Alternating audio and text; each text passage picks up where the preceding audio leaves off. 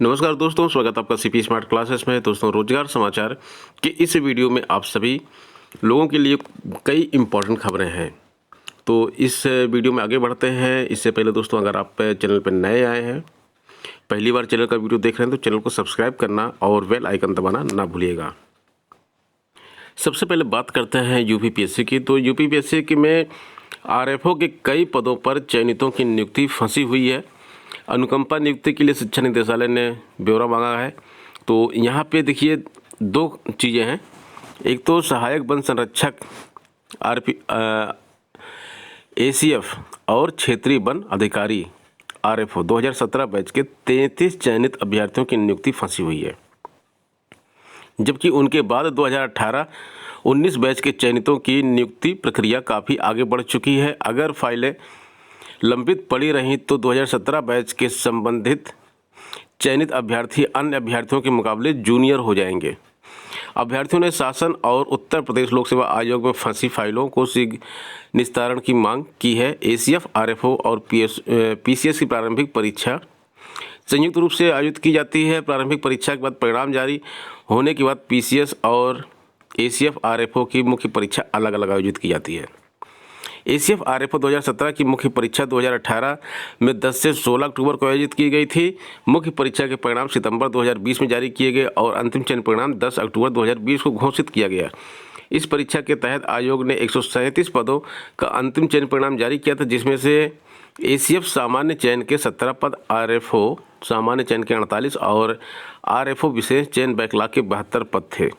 अभ्यर्थियों का कहना है कि आरएफओ के 120 पदों पर चयनित अभ्यर्थियों में 87 अभ्यर्थियों का फिजिकल मेडिकल करा दिया गया है, लेकिन विभिन्न कारणों से 22 अभ्यर्थियों की फाइलें शासन स्तर पर और 11 अभ्यर्थियों की फाइल आयोग में लंबित थी। तो सब मिला के पेंडिंग केसेस जो थे वो 33 थे और इनकी नियुक्ति पर संकट मंडरा रहा है। अगर देर हुई तो वह अन्य अभ्यर्थियों से जूनियर हो जाएंगे। अब यहाँ पे अनुकंपा नियुक्ति की बात करते हैं। शिक्षा निदेशालय से ब्यौरा मांगा गया है। जिन कर्मचारियों की मौत हो गई है उनके आश्रितों को उनको देयकों का भुगतान और जो भी उनके देय निकलते हैं उन सभी का भुगतान और अनुकंपा नियुक्ति की प्रक्रिया राज्य सरकार ने शुरू कर दी है। इसी क्रम में उच्च शिक्षा निदेशालय की ओर से सभी राज्य विश्वविद्यालयों के कुल सचिवों एवं क्षेत्रीय उच्च शिक्षा अधिकारियों को पत्र जारी कर आवश्यक जानकारी मांगी गई है। यूपीपीएससी की अन्य खबरों में यहाँ पे देखिए, एक और खबर है। 2 अतिरिक्त अवसर के लिए पत्र लिखा गया है।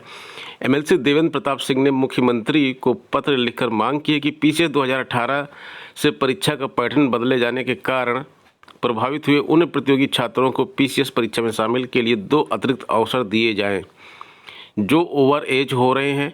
उन्होंने ऐसे अभ्यर्थियों को पीसीएस 2021 और 22 में अतिरिक्त अवसर देने की मांग की है। पत्र में कई ऐसे उदाहरण भी दिए गए हैं जब संघ लोक सेवा आयोग ने सिविल सेवा परीक्षा के पैटर्न में बदलाव के कारण अतिरिक्त अवसर दिए हैं। वहीं वर्तमान में कोविड के कारण संघ लोक सेवा आयोग की परीक्षा में एक अतिरिक्त अवसर देने पर भारत सरकार ने अपनी सहमति प्रदान की है।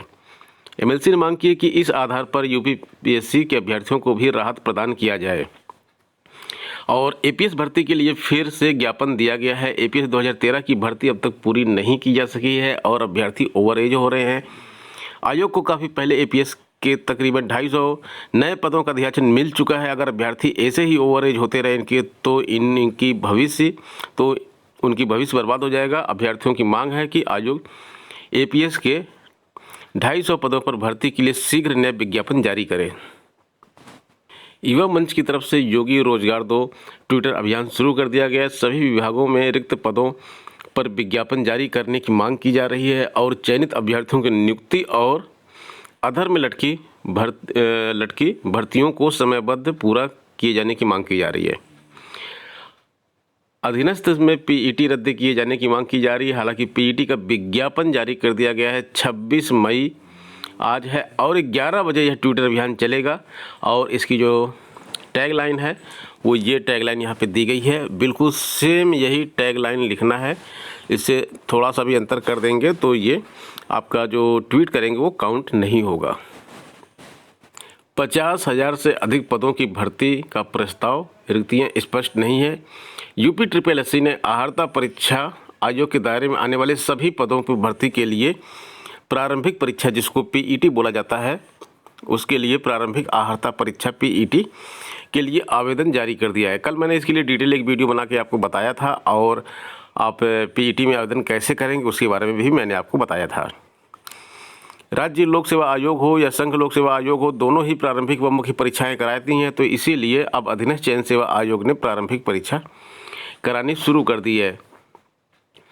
और जो इस प्रारंभिक परीक्षा में बैठेंगे, यानी कि पीईटी का जो एग्ज़ाम देंगे, वही इन 50,000 से अधिक पदों की भर्ती में मुख्य परीक्षा में एग्ज़ाम दे पाएंगे, अन्यथा वो बाहर हो जाएंगे।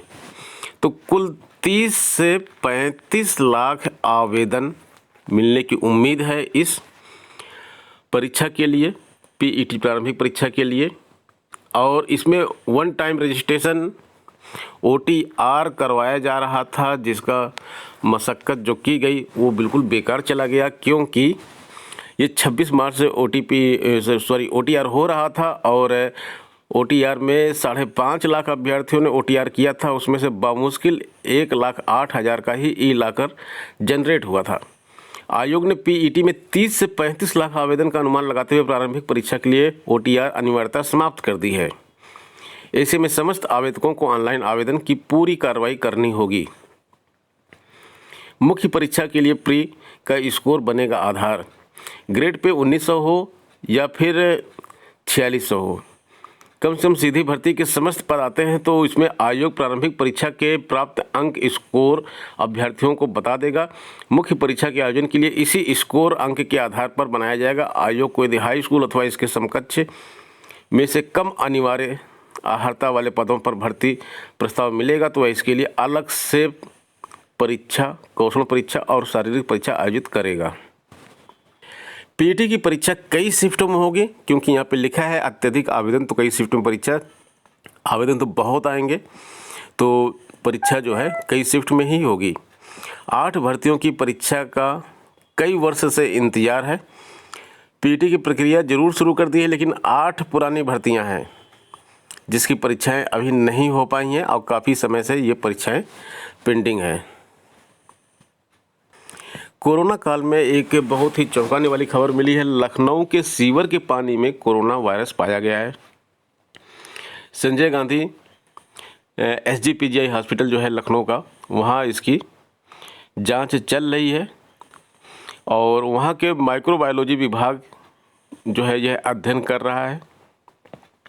3 सैंपल लिए गए थे, 3 में से एक में कोरोना पॉजिटिव, एक सैंपल कोरोना पॉजिटिव पाया गया है। और इस अध्ययन के माने क्या है, देखिए, सीवेज में कोरोना मिलने से उस इलाके में संक्रमण रोकने के लिए जल्द कदम उठाए जा सकेंगे, और ऐसे जांच के तरीके से यह पता लगाने में मदद मिलती है यह जानलेवा बीमारी क्षेत्र में कितने बड़े स्तर पर फैलती है। सैंपल में वायरस की पहचान और संख्या के खुलासे से जानकारी मिल सकती है कि इलाके में वायरस का प्रसार कितना है।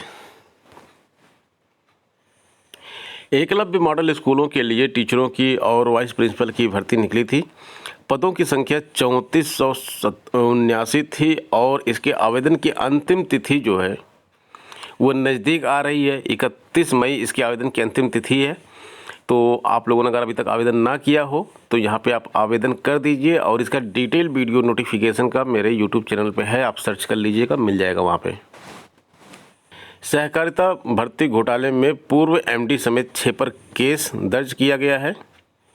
एसआईटी ने मंगलवार को सपा शासनकाल में वर्ष 2012 से 2017 के बीच सहकारिता विभाग की विभिन्न संस्थाओं में नियम विरुद्ध की गई भर्तियों के मामले में 6 एफआईआर दर्ज की है। उत्तर प्रदेश सहकारी संस्थागत सेवा मंडल के अध्यक्ष रहे राम जतन यादव व ओंकार यादव के साथ ही तत्कालीन सचिव, सदस्य, कंप्यूटर एजेंसी के प्रोपराइटर सहित 9 लोगों को नामजद किया गया है। सेवा मंडल के तत्कालीन सचिव व वर्तमान में यूपी कोऑपरेटिव बैंक के प्रबंध निदेशक भूपेंद्र कुमार बिश्नोई को भी नामजद किया गया है। जांच की आंच तत्कालीन सहकारिता मंत्री पर आना तय माना जा रहा है।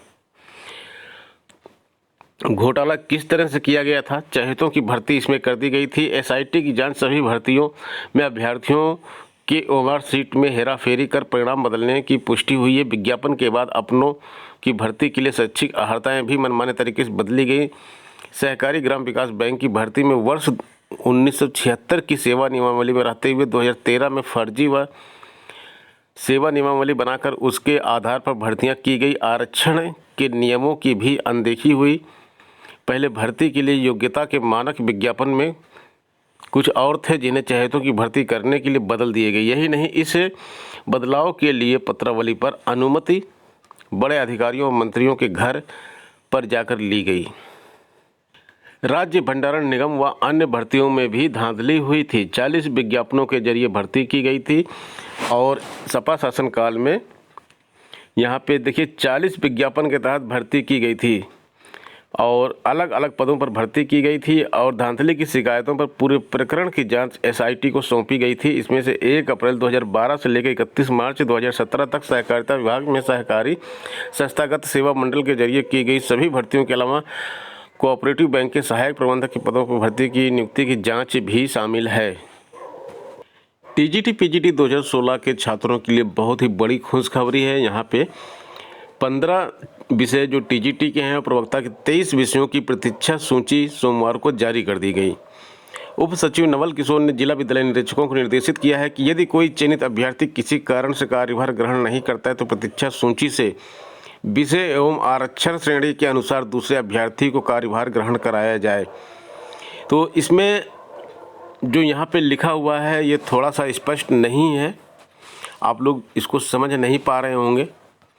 इसको डिटेल में मैं अभी नेक्स्ट वीडियो में समझाऊंगा आपको कि किस तरह से आखिर ये जो वेटिंग लिस्ट निकाली गई है वहाँ से नियुक्ति किस प्रकार से मिलेगी छात्रों को।